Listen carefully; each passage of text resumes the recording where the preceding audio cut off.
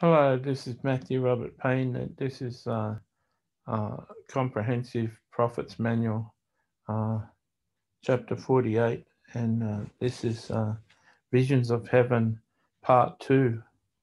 Uh, so, years ago, the Lord used to take me to a park in heaven.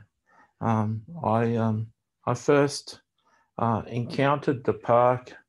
I went through um, a portal in heaven where there was a fountain, and a child met me at the fountain and took me to this park, and there was like 2 football fields worth of rides and uh, playground equipment, and there were thousands of children playing in this park. And I noticed as I looked around, there was no angels and there was no adults, and I sort of started to panic a little bit. And the Lord was able to tell me that there's no child predators in heaven, and the kids are perfectly safe, and they tend to play more extreme when there's no adult around. And I was there, and a girl approached me. She was about 14, and she approached me and she said, "Hello, Matthew." And I said, "You know my name?" And she says, "Yeah, you're Brandon's father." And Brandon is the name of my son. And she was able to tell me that she met Brandon in his dreams, and used to talk to him and tell him how I was traveling, how I was, uh, um, my life was going. And for 18 years, I have only seen my son once. And so when I first encountered her, it was a time when my son was young, and uh, she uh, she brought me a lot of comfort. She asked me if I wanted to go and see her favorite place, and I said yes, and she grabbed my hand, and we suddenly appeared in this uh, like farmyard, and there was lush green grass, and there was a horse, and it came running over to her. We're behind the fence, and she put her hand out, and the horse nuzzled her hand, and she showed me down in the bottom left, down that we could see stables, and she said, "These are the horses of heaven," and the fact that she rides them, and it's a favourite place. She likes to ride horses, and I thought it was really comforting. She was a real comfort, and I used to go back to that park quite often and spend time with the children there. Um, I remember one time I was discussing with another prophet uh, uh, the life of Steve Jobs, and the fact that Steve Jobs uh, was prayed into heaven, and on his deathbed he met Jesus, and in a vision. And one time I was talking to this prophet, and we actually visited Steve Jobs' house, and he he had a living room with a waterfall coming through his roof, and he had a couch, and it wasn't far from where the waterfall was hitting, and had uh, a, a, a thing surrounding the water was collecting and being filtered out of the room, and it was made a mighty whoosh sound, and you could actually hear the water dropping, and it was really peaceful. And Steve was there with like an iPad and was doing things, and we're discussing things with him. And apparently, he's got a team of engineers in heaven who uh, design software that people on Earth, like Facebook and Google and different technology companies there, uh, as engineers on Earth write the software, they get the information from heaven. Heaven drops in the information that Steve has developed software in heaven for our programs down here on Earth.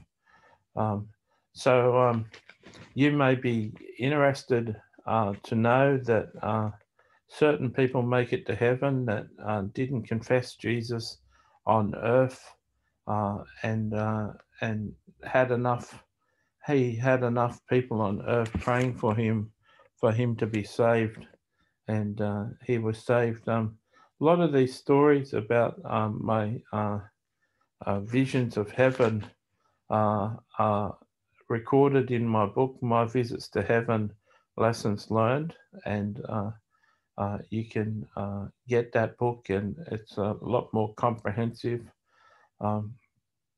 I had a number of visits to my house in heaven, and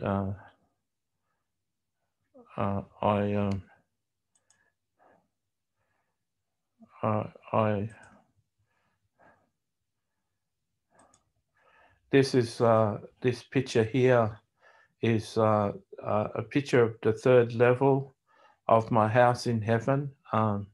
This is where my family, my mother and father live, on this level of my house in heaven. And I had a number of visits to my house. My house overlooks the Crystal Sea, which you can see in the distance in this photo, which is this background that the Lord led me to on the internet. And this is what the third story of my house looks like. So my house in heaven, on the first story, it's got a living room. It's got a commercial kitchen, and it's got a tapestry on one wall with a lion and children.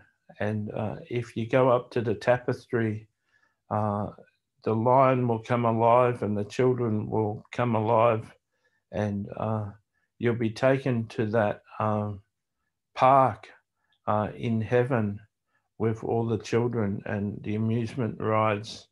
And so you can walk through the tapestry, and the tapestry is like a portal to that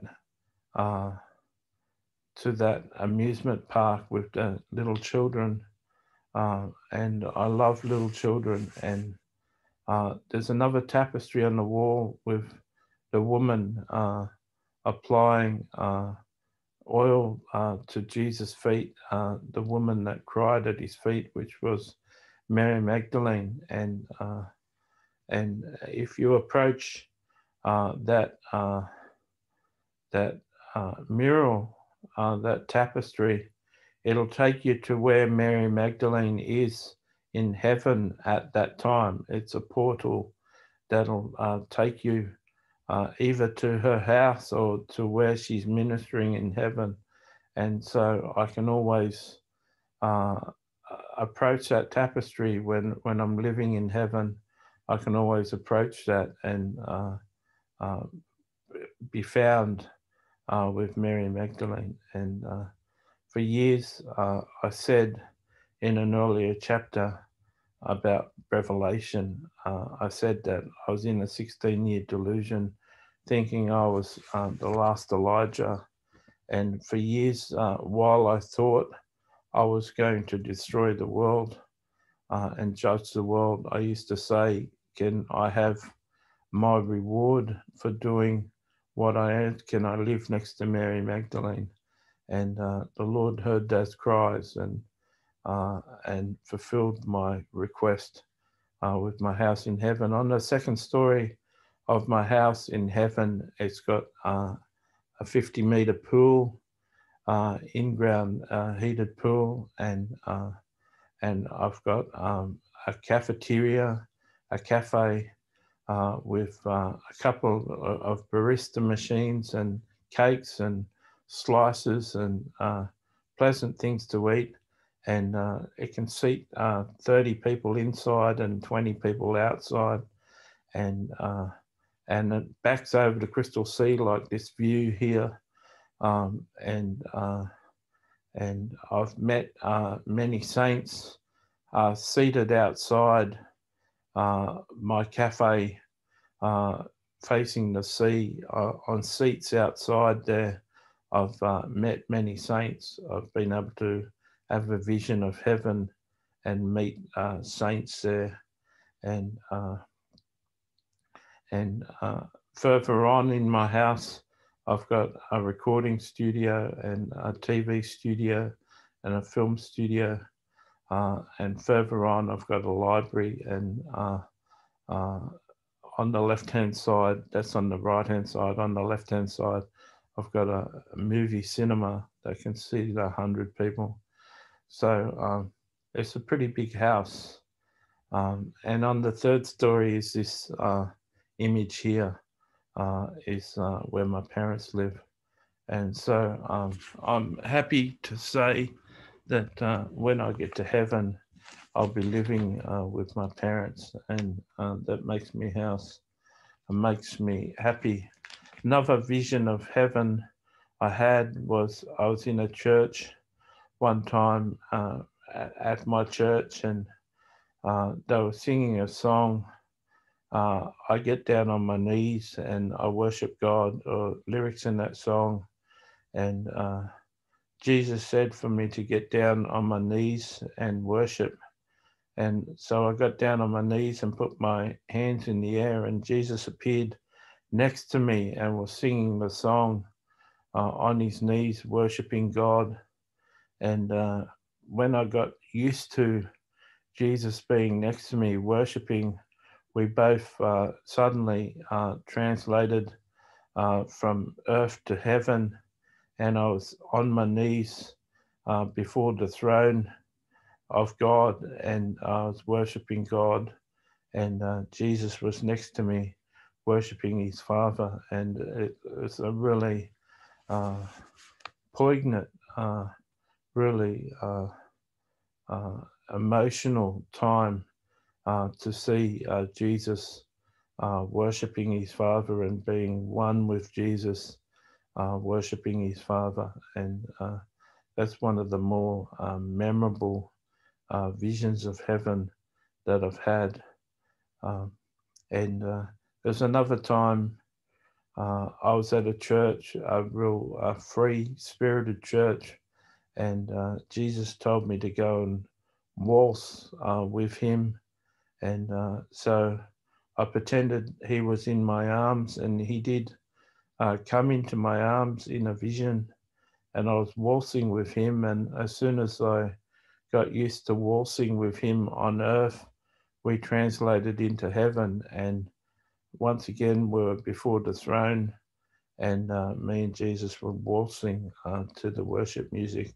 And in heaven they were playing the same worship music as on earth, and it was tremendous and one of my favorite visions. So you can read more of my visions, like I said, in my book, My Visits to Heaven, Lessons Learned. But as a prophet, you're welcomed into living the supernatural life. And part of the supernatural life is having the ability to visit heaven.